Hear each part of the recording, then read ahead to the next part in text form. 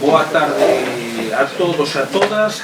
Grazas por asistir a esta presentación literaria que fai a Asociación Cultural A Pomba do Arco. E ben, hoxe falamos de historia. E falamos de historia porque o traballo de redescubrimento ou de interpretación dos textos referidos ao noso país é un traballo que se ten que facer e que se ten que revisar sempre dende dous eidos. En primeiro lugar, dende o eido da nova documentación que aparece, non? E esa nova documentación pode ser textual, epigráfica ou pode ser arqueolóxica, entre outras. E por outra banda tamén dentro do que é un prisma e unha metodoloxía de interpretación. Entón, este libro que temos aquí, que se chama Voces da Galicia Bárbara, é un percorrido por textos históricos que falan de Galicia entre os séculos entre os séculos V e finais do XI. Se poñemos, digamos, dúas referencias de persoeiros importantes do noso país, falaríamos de que este libro empeza coa morte de Prisciliano e remata coa morte do rei Don García. Neste caso falaríamos, pois, do período da Alta Idade Media.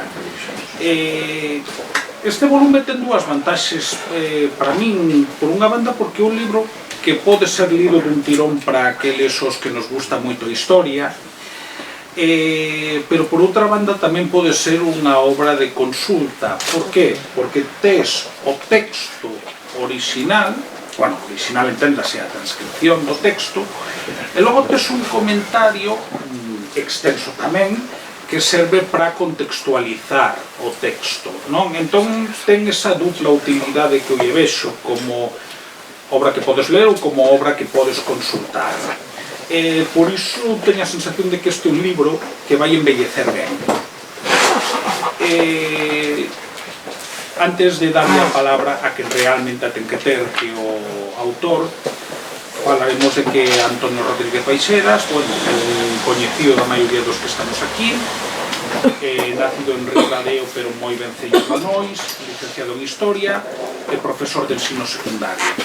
Ten unha obra bastante extensa, tanto de ficción como en libros de texto, como en ensaios históricos. Entón, sen máis, deixo-vos con el, que é o que vos pode explicar mellor os puntos de interese, que para min son moitos, que ten este libro. Mais nada, moitas grazas.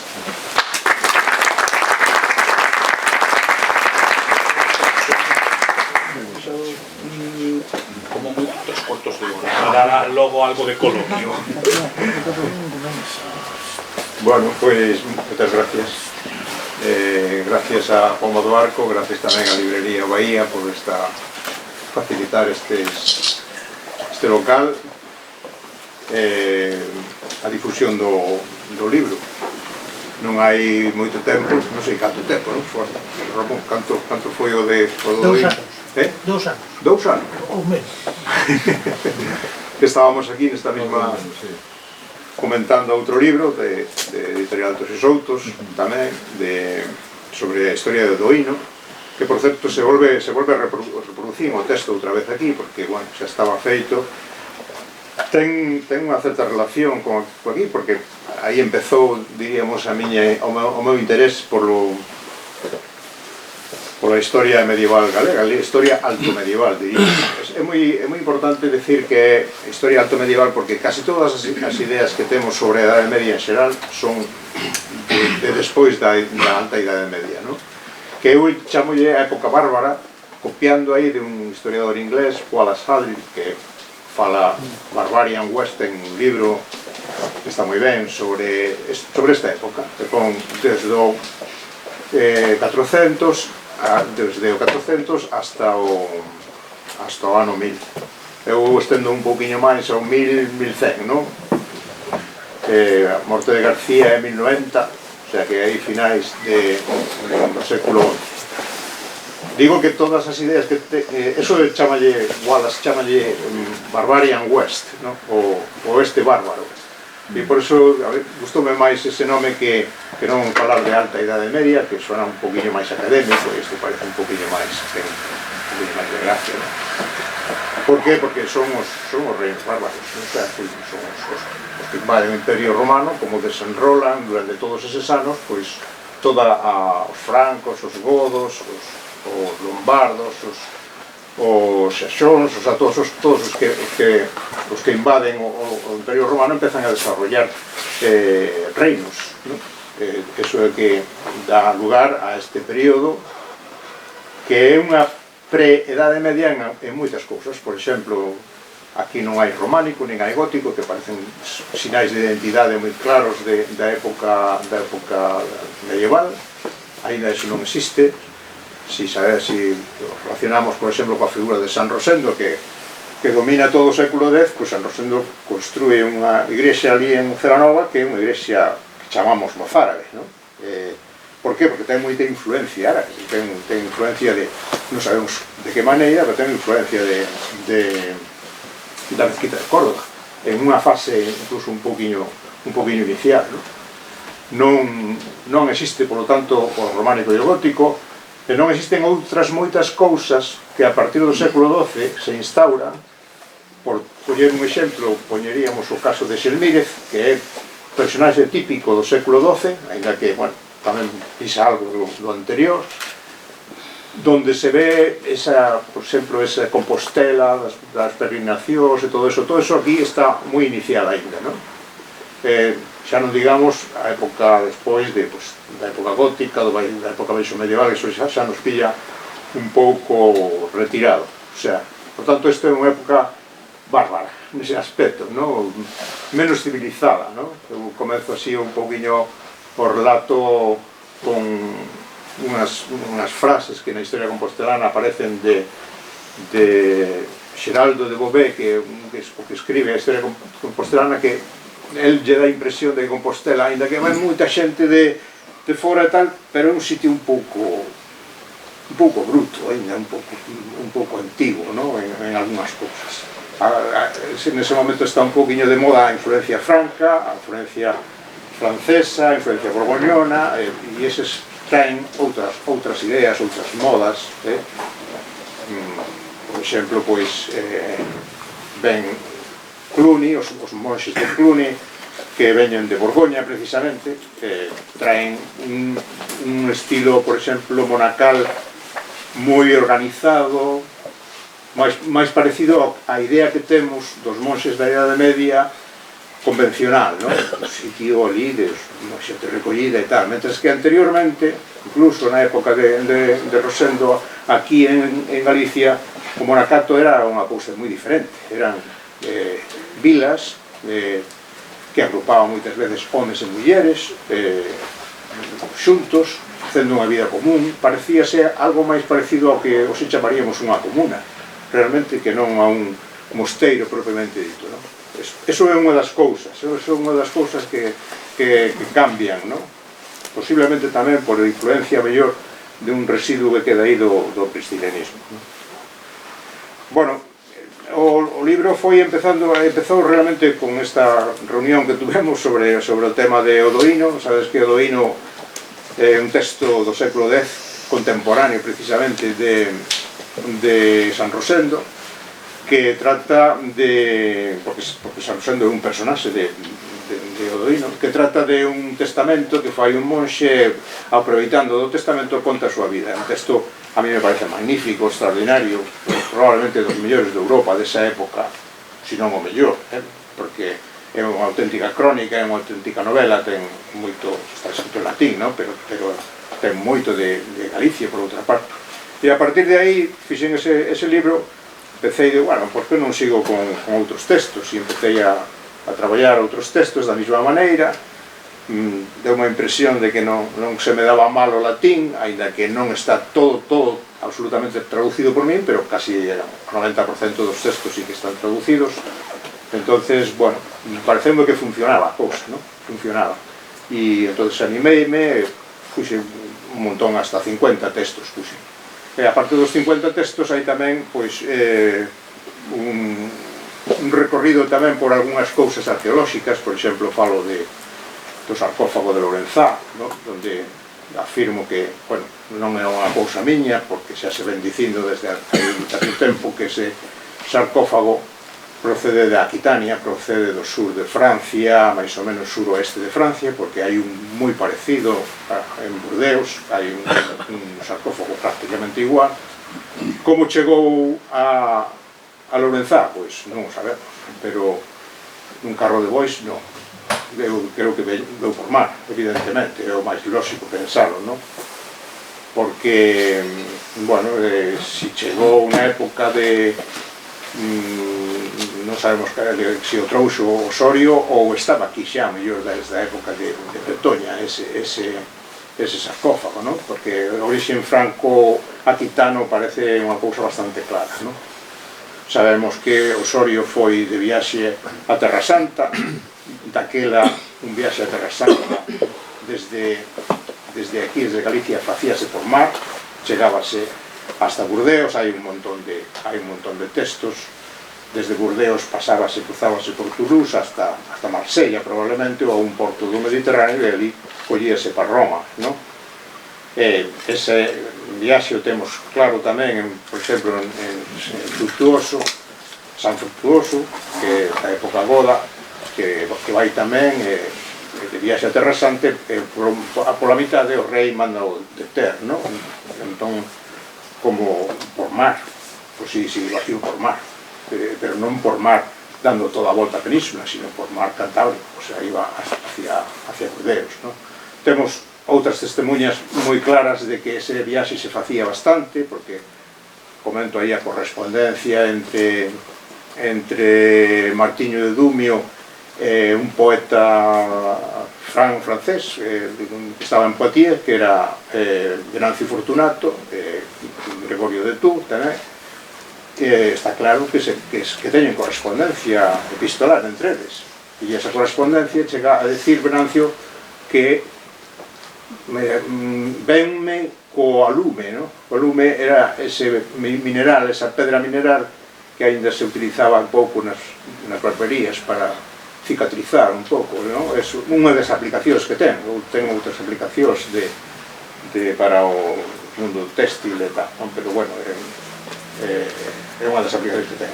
Quero dicir que estou esperando que me veña o barco da lume para que me traiga a tua carta, sabes? O sea, quero dicir que había paso por mar. Que papel xugaba aí esta costa de Lugo, esta costa lucense nese papel? Pois non o sabemos, non? Eran os bretóns, estes bretóns de Bretoña, quen eran, como chegaron aquí, é dicir, coméntase, por exemplo, que viñeran escapados de Inglaterra, non o sabemos certamente, eso foi unha especulación de Pierre David, que pareceulle que era eso así, pero non o sabemos certamente porque non hai un texto que o diga, non?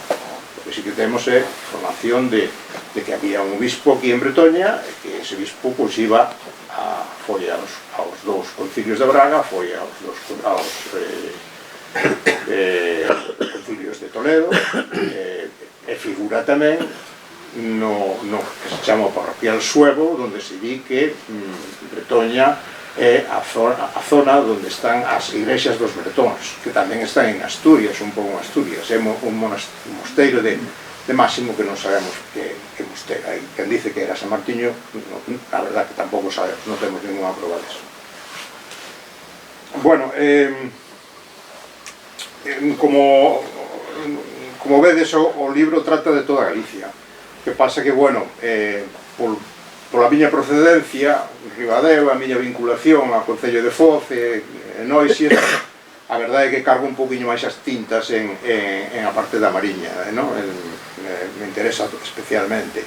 Por exemplo, a portada é Portocelo, en Xove, con unhas letras que están no túmulo de Lugo, que son unhas letras que Ainhoa Castro, unha escritora que tamén escribe en todos os xoutos, descubriu en un abecedario de Lugo, pero que caen sobre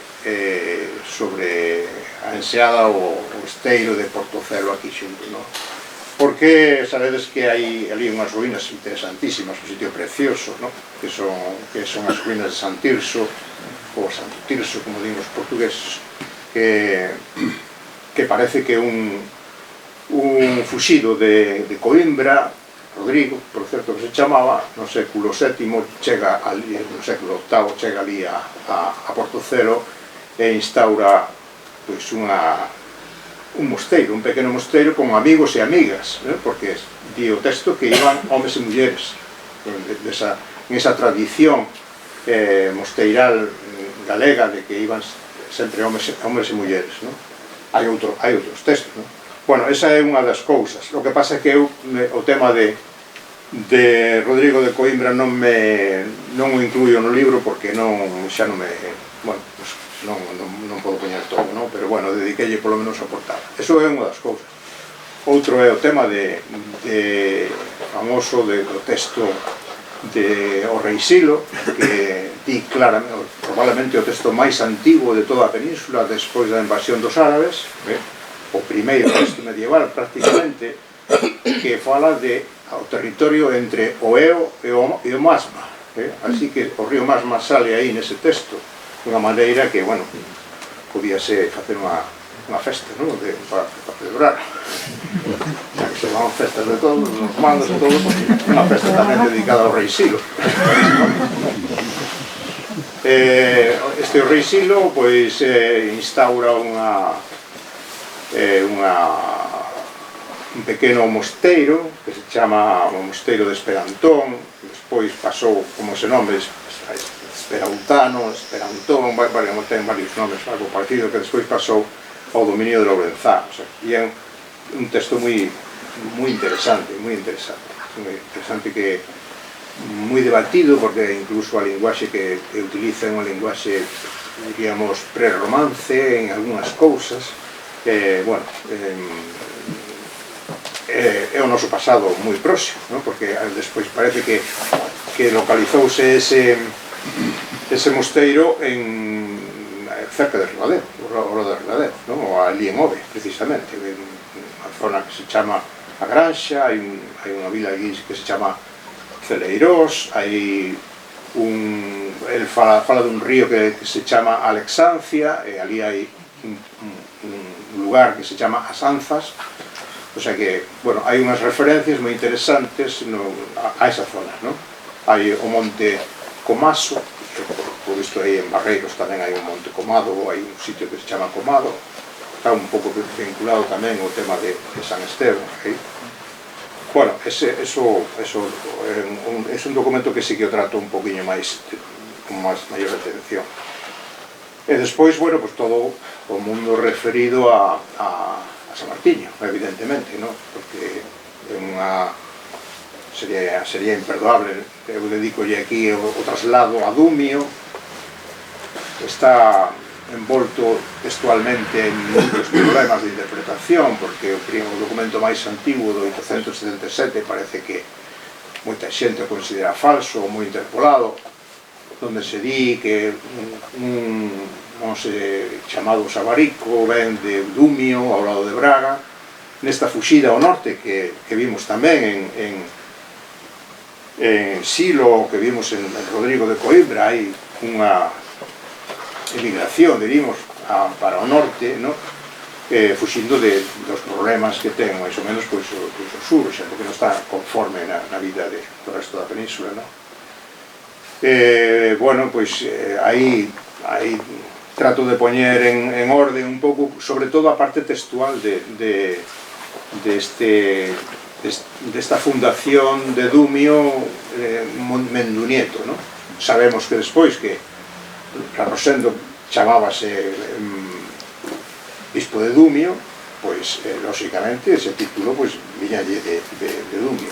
Hai un momento en que incluso van todos vai o propio Rosendo e o seu tío Sabarico, que non é o primeiro Sabarico, é unha figura máis lendaria, sino unha figura menos discutible, máis documentada, que é o segundo Sabarico, que é o tío avó de San Rosendo. Van aí a Dumio e firman un documento en Aliobrio, que pensamos que é un sitio perto de Lóbrigos, que é un sitio perto de esa zona de Portugal, e firman un documento recoñecendo que eso é deles, ¿no? Que eso esa parte de Dumio é deles porque está concedida polo rei, ¿no? Porque o título de Dumio pasa a o nieto, ¿no? A San Martiño, pasa a San Martiño. Bueno, eso o desenrolo aí, pero sobre todo en este caso concreto desde a parte textual, xa que arqueolóxicamente da época que eu trato xa me pilla un pouquiño fora de contexto, porque toda a época de Gonzalo Froilez, que o que Pacios aquí estudiou tamén da figura de San Gonzalo, que é a construción realmente da parte importante de San Martiño, eso xa me pilla seguramente de comezos do século XI, que xa non me perdón, do século XII, e xa non me colle no libro, non? É unha pena, porque si é a parte máis importante, arquitectónicamente falando, non? Bueno, eso son un pouquinho os rasgos de, non sei se xa vai ben do tempo. Do libro xa dixen que fun collendo textos, vindo que funcionaban os textos, que me parecía que quedaban bastante ben, poñendo así unha pequena aclaración, ¿no? Desde todas partes.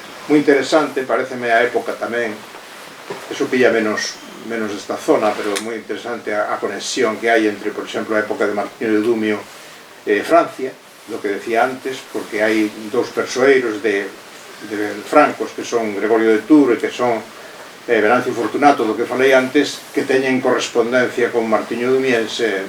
Entonces hai aí unha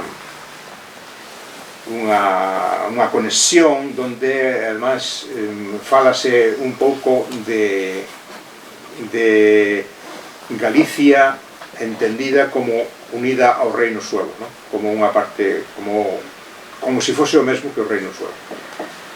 Por certo, o nome de Galicia tamén é un tema do libro, como vai evolucionando, ¿no? O nome de Galicia desde unha Galaecia, que é, como sabedes, a provincia romana, onde se divide, que incluye toda a parte de Asturias e León, incluye tamén o norte do actual Portugal, como despois pasa a ser o reino suevo, que os francos identifican sempre con Galicia, e por eso Gregorio de Tours fala de Martiño de Galicia, e Fortunato dedícalle un poema a Martiño de Galicia, entendendo que é Martiño suevo, porque Gregorio de Tours fala tamén de ese famoso rei mítico Charrearico que vai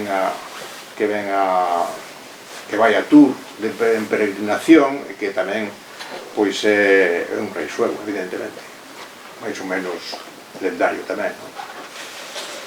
E despois pasa a ser a Galicia, diríamos que eu chamo das vilas, despois da invasión árabe, porque xa diríamos que identifícase máis ou menos con o novo reino, basado en dous puntais, que serían Oviedo e Compostela, e van conformando un novo reino que se identifica parcialmente con Galicia, non sempre, pero ás veces, ¿no?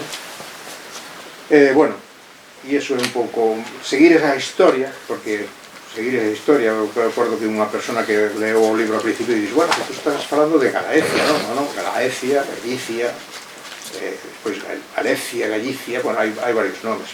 Para os árabes era Galicilla ou Illiquilla, que era máis ou menos o equivalente ao que chamaba o Reino de León. Tamén cito aí en as fontes árabes de Hayán un texto moi bonito sobre esa concepción dos árabes de Galicia ou Illiquilla ou Galicilla, a diferencia que fai e Hayán aí, non? E, bueno, isto é un pouco que trata un pouco rollo, non?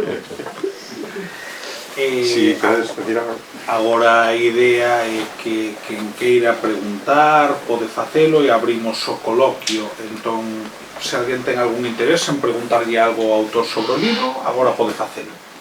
Da Mariña estamos falando pouco. Da Mariña. Bueno, falei do que pon o libro, o sarcófago de Lorenzá, o texto de Silo, o texto de San Martiño de Mondoñedo, o de Rodrigo de Coimbra. Bueno, son cousas relacionadas todas coa Mariña. Alguén máis quere facer unha pregunta? Bueno, eu, por ser de San Martiño, claro, é lógico que me interese máis ese tema. O de Mendinieto, ese nome, pregunto polo nome, non? Que se sabe de que procede. Evidentemente, o Mondoñedo de agora tomou o nome de aquí, non? En que a iso a eles parece que non lles gusta demasiado. Será en Vila Maior, ou non sei. E, sobre todo, a parte do nome, é a curiosidade por saber que había aquí antes, porque era un val perto da costa, unhas cuantas casas, unha aldea, Un castro moi castro, hai un castro moi próximo, un castro importante moi próximo, pero por que? Eu leí algún estudo alguna vez que precisamente Por que escollerían esa ubicación? En Donido chamabanlle ao castro. O propio castro. Sí. Eso dicio o obispo Grijalva, creo, en 1693. Dice, é o monte que lle chaman os castros que antiguamente lle chamaban Mondoñedo. Pois o lín no teu libro logo, entonces, seguramente. Sí. A pregunta é por que esa ubicación? Por que non en outro ponto do que hoxe é a Mariña, en outro ponto da costa? Por que aí? Podemos pensar pola súa proximidade a Bretoña, o mellor, pero non o sabemos, porque é pouco Bretoña, non? Pero ese triángulo Bretoña, Mondoñedo, o Mondoñedo outro é San Martiño, por aí Lorenzá, o sea, aí hai como un conxunto, pois, pero non hai, arqueolóxicamente non hai, creo que nada importante, non? En ese aspecto, non sabemos, non sei. Incluso o feito de estar un pouco apartado da costa, non está na propia costa. Por suposto, eso era fundamental. É dicir, ninguén se lle ocurría poñer unha instalación na alta Edad Media na costa, que era peligrosísimo. O sea, as costas eran, sobre todo estas costas de aquí, de feito non hai ninguna cidade importante, non había unha cidade como podía ser, eu que sei, Valencia, Barcelona, daquela xa eran pequenos núcleos urbanos, pero esta zona era moi peligrosa. Eso por suposto, o sea, está un pouquiño, ten que estar un pouquiño aí, porque pasa que a mellor Bretoña se ha quedado un pouco lonxe, entonces, bueno, un pouquiño máis próximo á costa, pero eso é claro, hai as vilas romanas que sí que hai na zona, non? Tamén na parte do Golfo Ártabro que se chamaba ao lado da Coruña e iso sí, pero despois a xente cando ven ao mundo dos árabes, dos normandos e incluso anteriormente non se iba a vivir aí, era moi peligroso vivir aí na costa. Elite sueva ou algún tipo de mosteiro, de convento, algo que houbera primitivo aí? Da época sueva só temos eso de mosteiro de Máximi, pero hai historiadores como Carrillo Tejero que di que é San Martiño, o sea, o mosteiro de Máximo di é San Martiño, pero despois a hora de explicado non lle vexo eu unhas razóns moi convincentes, sabes, porque non as hai, o sea, el di que sí, que é San Martiño, está convencido, demostra, pero a hora de demostrarlo, pois claro, dai un repaso aos textos, e o texto non aclara aí eso, o sea, que poidera ser, evidentemente, como explicación de que así había un mosteiro ligado aos bretóns e tal, aí importantes, e que dá lugar despois a Nieto e iso tal, a San Martiño e iso, pero non o sabemos, tampouco sabemos por que exactamente se chama San Martiño. A que Martiño se refiere? Si é Martiño, eu personalmente penso que é Martiño de Tours, non Martiño de Lumiense. evidentemente. O día que se celebra, como todos os Samartiños de Galicia. Todos os Samartiños de Galicia están dedicados ao de Tours. Por qué? Porque precisamente quen introduce ese culto en Galicia é o dumiense. Por eso é en novembro. Sin embargo, o día de San Martín de Dumio é en marzo. Sí. No, eso, vamos, eso está bastante... Sí, pero o que pasa é que Martiño Dumiense é moi partidario de outros Samartiño, porque eran da mesma zona, eran ambos húngaros, húngaros panonios, non? Que non é, os húngaros ainda non chegaran ali, pero era a zona da actual Hungría, entón eran paisanos, o sea, de orixe, ainda que hai 300 anos entre un e outro, o sea, hai que diferencia. Martiño de Tours é da época de Prestiliano, Martiño Dumiense, pois é da época sueva, claro, ano 570, por aí. Entonces, bueno, hai moita distancia entre eles, pero o Martiño Dumiense parece que se esconde detrás da figura de San Martiño, non? No seu epitafio pon unha cousa que di igual a ti no nome, pero non no mérito. Entonces, parece que se esconde, entonces é unha figura de menos trascendencia que o outro Martiño, e que o outro Martiño é a figura clave da Edad Media, non? San Martiño era... O sea, San Martiño hai veneración en Galicia, hai veneración en toda Europa. O sea, hai San Martín, incluso en Inglaterra, hai San Martín de Fields, está ali na plaza de Trafalgar Square, non? San Martino en Italia é super famoso, en Francia non digamos, porque era francés. O sea, San Martiño é unha estrela verdadeiramente dentro do que é a Idade Media. Por qué? Eso había que verlo, non? Non quería fazer unha pregunta. Sí. No, vamos a ver, o tema este de San Martiño, aí hai unha tese, vamos, que na fórmula é un historiador que eu teño por serio, que é Anselmo López Carreira, en relación co tema, efectivamente, non, da influencia de San Martiño, non, e de Tours en Galicia, que é a tese que defende, pois é efectivamente que, bueno, que era introduce, non, o culto, é o dumiense, introduce o culto a San Martiño de Tours, e de feito, o San Martiño que celebra en Galicia non é o San Martiño de Dumio, que é 11 de marzo, sino que se celebra en novembro, que é o Tours. Pero aí a tese que formula Anselmo, bueno, ele vincula ao que son as relacións históricas entre Galicia, bueno, Galicia, vamos, e a zona franca. En que sentido? Que quen é o único, case exclusivo defensor que hai de Prestiliano no momento da súa decapitación é San Martiño de Tours. Ademais, hai unha cuestión moi curiosa sobre o tema da decapitación de Prestiliano, que iso realmente é un xogo de galegos. En que sentido? No sentido de que o Papa que condena a San Martiño a Prestiliano é San Dámaso, que era da Galicia. O emperador romano que ordena a execución era Máximo, que tamén era da Galicia. E isto me leva á pregunta que cheguei a facer non. Quero dicir que hasta que punto a idea que se nos trasladou de que Galiza foi unha área moi pouco romanizada non é equivocada, no sentido que sin ser, como é posible que Galiza, sendo unha área pouco romanizada, pois que en 100 anos, pois que para a un Paulo Rossi, a un Idacio, bueno, a un emperador Máximo, a un San Dámaso, a unha monxa Xele, non? Quero dicir, quería que, bueno, ainda que está aí no límite, non? Porque, efectivamente, estamos na época romana, pero como ves tú eso, non? Porque eu daba a sensación de que parece contradictorio, non? É imposible que, se non está romanizado, que xereres eses persoaxes, esas elites, non? Do imperio, non?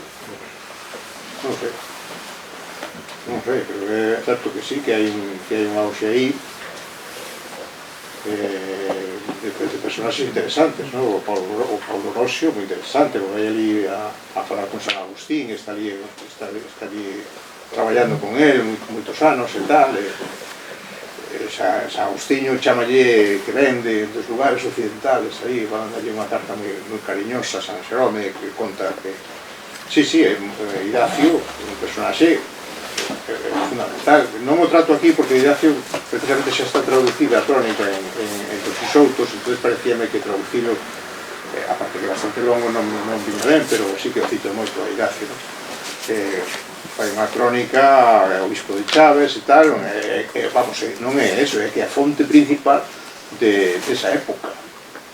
Que despois a amistad entre Martiño de Tours e Prestiliano é certa, non únicamente foi unha amistad, sino que Martiño de Tours enfadouse moito da morte de Prestiliano, retirouse durante un certo tempo da súa sé de Tours, non quería saber nada, estaba moi enfadado precisamente co Papa e co emperador, que xa non era daquela máximo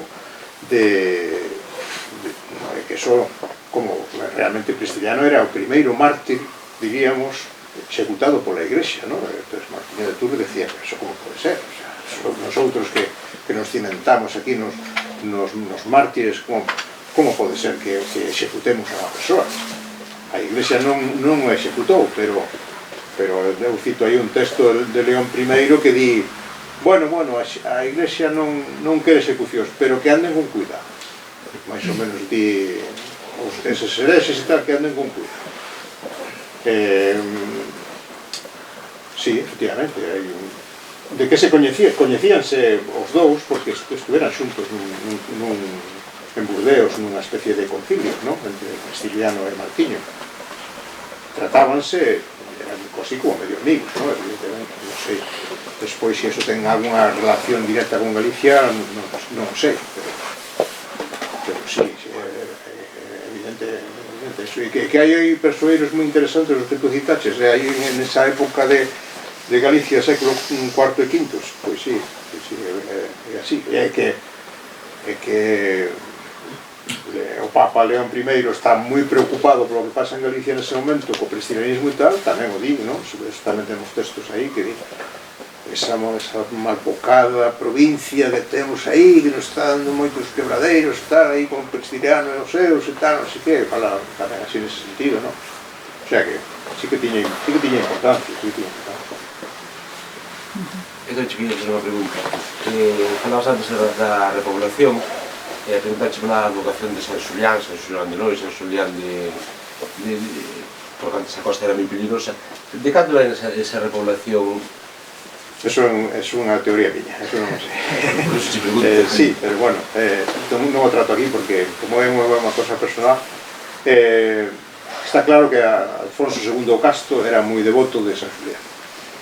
San Xulián, San Xiao, era o patrono dos monxes, seguramente o patrono da castidade dos monxes, por eso chamanlle a Alfonso II Casto, non? Porque pois tuvo unha vida moi casta, evidentemente.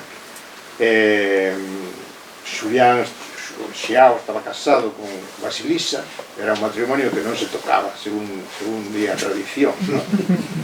Por tanto, era o patrón dos monxes, da castidade dos monxes. Entonces, está bastante ligado, bueno, hai construcións en Oviedo, o famoso San Julián de los Prados, feita por Alfonso II Casto, e máis, según contan as crónicas, unha igrexa onde estaba unha estatua de San Xulián e outra de San Tirso. Por tanto, estaba moi ligado. Entonces, por que no norte hai San Xiao por todas partes e despois pasas a provincia de Pontevedra e Ourense non hai prácticamente San Xiao? Pois a mellor é que procede de unha certa repoboación que se fai nas crónicas de Albelda, as crónicas roteses e tal, fala de pars marítima Galicie, a parte marítima de Galicia como a primeira repoboación que se fixo despois de invasión árabe, que tería relación con isto que estamos falando de Rodrigo de Coimbra e outros que viñeron por aí arriba, os monxes de Durmio e tal. E iso pode ser que viñera aí unha corrente repobladora, pero non hai máis prova que esa, non sei se alguén ten alguna teoría de por que hai tantos San Xiao por aquí arriba, pero antiga, é moi antigua, porque además date cuenta que os nomes das parroquias xeralmente son nomes de apóstolos. Pedro, María, Santa María, son a maioría, Santa María e Santa María, pero non hai nomes de santos, son escasos nomes de santos posteriores que non señan os 12 apóstolos. pero unha excepción é Santiago. É unha excepción ao nome dos apóstolos. Hai moito Santiago, hai incluso Bartolomé e tal, pero non tanto este, non? Santiago. Non sei.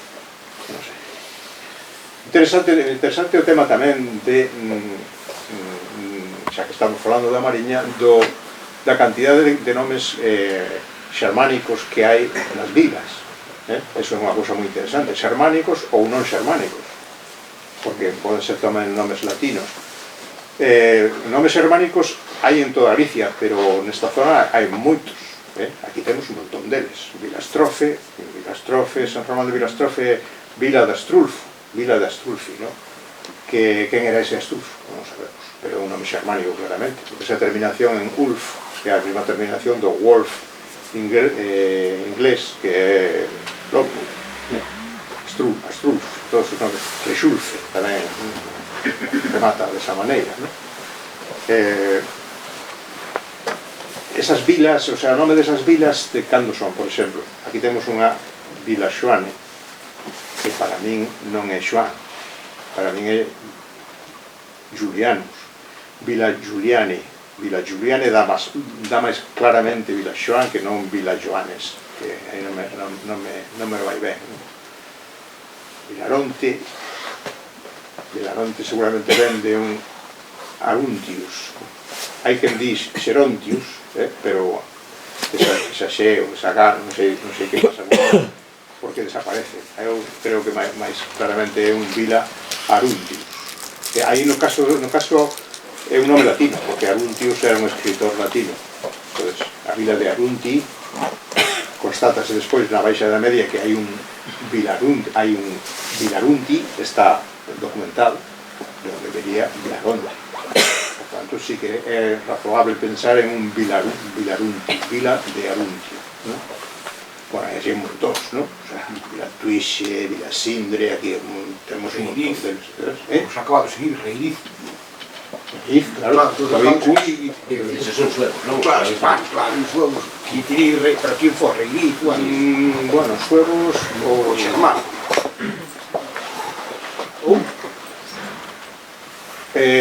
Ou xermánicos latinizados, é dicir, da época despois da invasión árabe. Parecía xa Vicente... Non sino nomes godos de xente que ven desde fora e que sube aquí. Por exemplo, Rodrigo é un nome xermánico. Este Rodrigo ven de Coimbra, que se instala aí en Cero. E ven nesa época, despois de invasión século VIII, se instala aí. Un nome xermánico porque predominaba os nomes xermánicos. Sí, pero xa Vicente Risco o di na súa historia de Galicia, xa fala de Vicente Risco, é Vicente O padre Risco. Risco. Non sei. O padre Risco ou Vicente Risco? Non, Vicente Risco. O da xeración non. A historia do padre Risco, vamos. Non, o da xeración non. Fala de eso, atribuye esa, según a filoloxía xermánica, atribuye a esa época despois da invasión árabe, que chega moita xente de godos, ou sea, xente de nome goda, que van para arriba. Ben, alguén máis quere preguntar algo? Ben, pois neste caso damos por pechada a presentación. Supoño que o autor non terá problema en asinar os exemplares que lle queiran pedir, non? Bueno, máis outra vez agradecemos a vosa presenza e vémonos na próxima. Moitas grazas.